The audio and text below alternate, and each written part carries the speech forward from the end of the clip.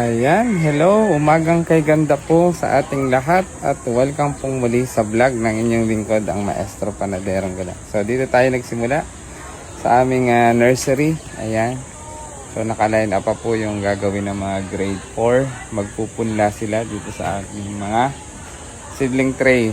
Next week po yan. At update po tayo doon sa ating mga pinunla. Ayan. So ito na po yung ating ipinunla. Ayan po ay mga, ayan o, nag-sprout na po sila. Ayan po ay mga okra. Ready na po tayo sa pagtanim. Ito naman po ay pechay. Meron na rin pong nag-sprout dyan. Ito naman po ay mustasa. O, ayan po, itong isa pong ito ay tumutubo na. Ito rin po, ayan, punla rin po tayo sa seed box. O, ayan. Maramihan po yan. Unlike po dito sa bawat seedling tray, may kanya-kanya na po siyang butas. Ayan. So ito kukunin po natin yung pagkano. Ito po yung mga pipino. Ayan. So ayan po yung paslant nating paglagay. O tingnan nyo po. O, ayan. Ito po ay, ayan, tumutubo na. Ayan po. O, yung mga ganito pong parte, yan po ay lumalabas na yung kanilang roots sa ilalim. Ayan. Ayan po yung mga ganyan. At ito po yung ating native patola. O, ayun. Tingnan nyo po yung paslant kung paglagay ng buto. Ayan, ayan po. Ayan, makikita nyo po. Ayan, at ito naman po ay mga talong. Ayan. So, dadagdagan pa po natin yan ng mga tanim. At ito, nakapagpakain na rin po tayo ng, ayan, red tilapia. Busog na sila tuwing umaga. Ayan po. Papalinis po natin yung kanilang kulungan yan or yung kanilang fish pond. Papalitan ng tubig. Ayan. At may nakita na rin po aming mga tawag dito, mga fingerlings. Ayan, gandahan po. Marami, nasa hundreds po yung nakita naming mga fingerlings ng red tilapia. Oh, ang dami pong bunga. Kaming bulaklak ng blue tar natin, oh. Sino ang gusto? Sino ang gusto? Ayan po. Mamaya kukuha ulit po tayo niyan para gawin nating tsaa or tea. Ayan po. Ayan po. Ayan. So, ngayon naman po ay pakita ko po sa inyo ang part 3 natin. Part 3 ng ating pag-prepare sa hydroponics. Ayan. Sa mga lettuce. Ngayon po ay kahapon or kanina ay ito po ay ibinabad ko na para ma-absorb. O ayan po, hydroponics tips. Ayan po ay ibinabad ko na para ma-absorb po yung tubig. So gagawin ko na po ngayon yung part 3. Ayan, dadatigit po sa mga na-engage sa hydroponics. Ayan, sa pagtatanim ng hydroponic system. Ayan, makinig po kayo at panoorin nyo po ako hanggang sa dulo. Ayan, hydroponics tips po ito. And gulayan tips din po. Ayan. So ito po. So para po ma-absorb at manatiling moisture o mamasa-masa yung mga coco peat na hinarvest natin. Ito na po yan. So makikita nyo po meron siyang tubig. So ibinabad ko na po yan kahapon. So overnight na po siya. So mananatili pong moist yung ating coco peat. Ayan. So, ang gagawin ko po ngayon ay yung tinatawag po nating 45 days dash na tinatawag natin. Day after sowing. So, mas mabuti po yun. Ang advantage po nun, mas maganda kasi nga po, pag nilagay po natin yung mga buto dito ng lettuce, hindi na sila gagalawin pa. Unlike doon sa transplanting, nasa seedling tray sila patutubuin, kukunin, dapat ililipas dito. Kasi meron din pong advantage yun. At meron ding disadvantage. So dito po ang kagandahan, kapag nilagay po natin at tumubo na yung mga buto, permanente na po sila doon. Then ilalagay na lang po natin dito sa mga, ayan, tulad nito sa growing boxes na to. So lalagyan po natin ngayon ng solution. Ayan, ng Snap A and Snap B. So ano pang hinihintay natin dahil medyo mamaya masyadong mainit na. So ang gagawin ko po muna dito sa mga coco peat na to, sa mesh cup na to, ay bubutasan po natin sa gitna. Siyempre dapat nasa center. So parang ang ating Panginoon din po, dapat siya yung nasa center ng ating buhay. Oh, So, dyan lang po kayo, kukunin ko po yung mga seeds.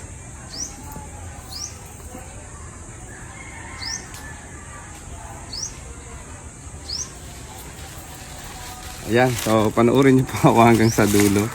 Ayan, sa mga interesado. Ayan. So, ito po. Lalotigit sa mga gustong ma-engage sa hydroponics or sa pag-garden. Ayan, pagkahalaman. So, ito po last month ko pa po or 2 months ko na pong, ay tingnan po natin, parang medyo may expired na yung buto. Baka hindi na siya tumubo. Pero ito, subukan natin. Yung isa yung bilog. Bata, order na lang po ulit tayo. Ayan, subukan natin kung tutubo pa. Pero parang siguro may matitira pa. Ito po. Ayan, so sabi po ay all-metty daw po yun. So, titingnan natin. So butasan po muna natin siyempre sa gitna. Ayan, unahin ko dito sa bandang dulo dahil ayan, medyo malayo. Ayan, lalagay lang po na, bubutasan lang po natin ng maliit. Ayan. Dahil ito naman po ay nakababad sa tubig, ayan, kaya pwede po siyang mag-i-sprout na po siya ng 2, 3 hanggang 5 araw. Makikita po natin yung pagtubo ng mga seeds. Ayan, so maraming salamat po kapag dumaan po sa timeline nyo yung aking video. Kahit hindi po kayo interesado sa pagtatanim, panoorin nyo po dahil meron kayong matututunan kahit pa paano. Konting kaalaman. Ayan. Konti lang po. Ayan, so welcome pong muli sa vlog ng inyong lingkod, ang Maestro Panaderong Gala. Ayan, episode 3, part 3 na po tayo. So kung sinusubaybayan nyo po yung aking mga reels and video, ayan. So kung hindi pa po nakapollow, mag-follow na para updated po kayo sa mga reels and videos na ginagawa ng inyong lingkod, ang Maestro Panaderong Gala. Simulan ko na to dahil ayan, talagang mainit na dito. Kung gusto niyo pong pagpawisan, pumunta lang po kayo dito sa loob ng aming greenhouse. Mga 20 minutes, 10 to 15 minutes po kayo dito nasa loob. At sigurado, ayan o, pagpapawisan kayo. Yung gustong magpapawis po, ayan, pasok kayo dito dahil walang gaanong hangin na pumapasok. At yung init ng araw po ay transparent. Tagos dun po sa UV plastic natin. Ayan, so binibilisan ko na rin dahil after half an hour ay may klase na po ang inyong lingkod. Ayan. Ayan, na-absorb na yung tawag dito yung coco peat. Bumababa na po dahil nga po. Ayan, tulad nito na-absorb na. Ayan. Na-absorb na yung tubig. Ayan. So ito po ay papakita ko sa inyo. Dapat inire-record po natin. Ayan, muli yung tips pong muli. Talaga dapat po natin i-record to kung tayo po ay magtatanim. Para na monitor po natin yung development ng ating mga halaman. Makikita po natin, ika-3 araw pala ay tumutubo na yung mga seeds. Ika-7 araw ay may ganito ng dahon. Ika-5 araw may 2 ng dahon. Ika-7, 3 na. Sa mga nagta-transplant po, 3 hanggang 5 dahon, pwede na po natin siyang i-transplant. Ayan. So gagawin po natin yun dun sa pinakita ko sa inyo kaninang mga seedlings natin. Nakakatuwa po dahil ayan, yun po ang kaligayahan ng mga magsasaka. Yung makitang tumutubo. Punasan muna natin ang ating pawis siyempre. Mainit kasi po. Dito pagpapawisan ka, ilang minuto lang po ako dito ay talagang tagaktak na ang pawis. Tingnan natin kung tutubo pa to, yung in-order ko last time. Pag hindi po, bibisitahin natin to ng mga next week. Pag hindi siya tumubo, palitan natin. Ito pa yung bilog. Ay, sorry. Tinamaan. Ito po yung in-order ko sa online. Ito po yung bilog. Sabi daw po ay all-metty daw po. Tingnan natin. Unahin ko po doon sa dulo kasi malayo. 1. Sa center lang po natin ilalagay. 2. Bibilangin din po natin. 3. 4. 5. 6. 7. 6. Joke lang. Yung mga bata pag 6, 7. 7. 1, 2, 3, 4, 5, 6, 7. 8. 9. 10. O, ipag-pray din po natin ito. Tumubo. Tutubo to. 11. Ganun din po ba? Tutubo ka, parang kinakausap mo yan. 12. 13. 14. 15. 16. Ayan, 17. So, yung iba po ay na-break na yung... ayun. Kunin ko yung buto. Nakita ko. Na-break na yung buto. Subukan natin to dito. Ang tutubo. Nakita ko po yung pinakabuto. Yung laman niya sa loob ng bilog na yun. Ito po. Asan ba? Ayan, ito po yun. Ayan. Kinuha ko po. Ayan, para makita natin. Baka tumubo din. Ayan. Lagay natin. Sayang. Ako naman po ay mahinayangin. Ayan. At least nakita ko po malinaw pa ang mata. Ayan. Baka tumubo pa. Yung bilog po kasing buto na yun nabasag. Nakrack siya. Tapos nakita ko po yung ganito kaliliit na. Ayan. Ayan. Ito po yung mismong nasa loob niya. Buto ng lettuce. Lagyan natin baka tumubo pa. May awa ang Diyos. Ayan. Ayan, okay na. Ayan po. So, ayan po. Gullian tips po muli, hydroponics tips po muli. Para ma-monitor po natin, dapat po natin nire-record yung ating pagtatanim. So, ngayon po, dahil ito po ay 45 days, day after sowing, ito po ay day 1 na. Start na po ng pagre-record natin ng day 1. So, kung ngayon po ay June 26, ayan, ito may cracks na rin yung iba. Unahin natin yung mga, ayan, yung may mga cracks. Saan na ba tayo? Dito. Ayan. Yung na-cracks na yun, lumabas na yung seeds. So, day 1 na po ngayon. Oy, so, nahulog sayang. Unahin ko yung mga bilog. Ayan. Mainit na po, oh.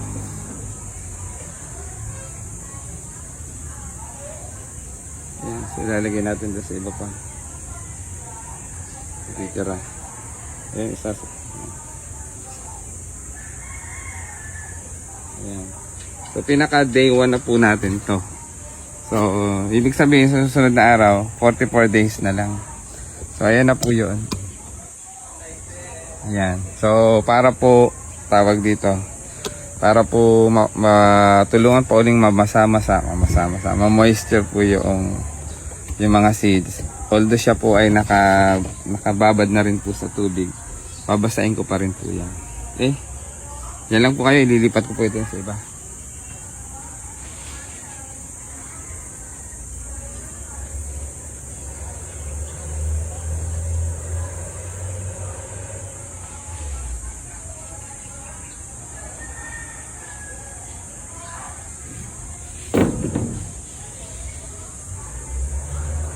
Ayan, ito po yung mga iba pa.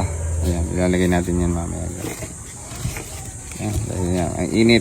So, gawin ko po yung sinasabi ko pong ibabasa-basain pa po natin para makasigurado po tayo na ma-absorb ng seeds, yung lalitigit yung mga buo, yung bilog, para ma-absorb niya po yung tubig at makatulong sa kanila palang germination. Wait lang po.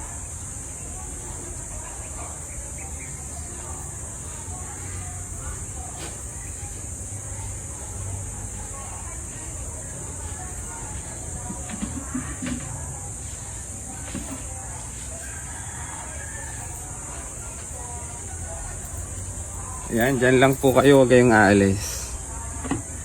Nagbabalik ang inyong lingkod ng Maestro Panadero. Muna tayo ng tubig.